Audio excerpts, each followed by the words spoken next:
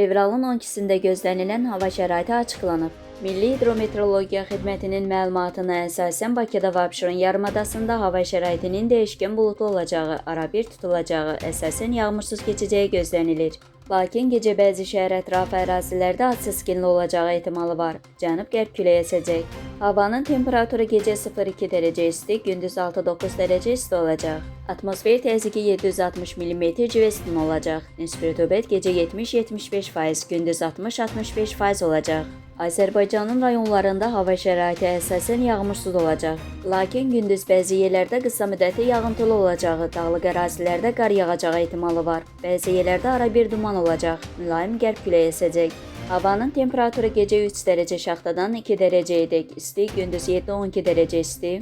Dağlarda gecə 5-10 dərəcə şaxta, yüksək dağlıq ərazilərdə 10-15 dərəcə şaxta, gündüz 0-5 dərəcə şaxta olacaq. Gecə və səhər bəzi dağlıq və dağətəyi rayonlarda yolların buz bağlayacağı ehtimalı var.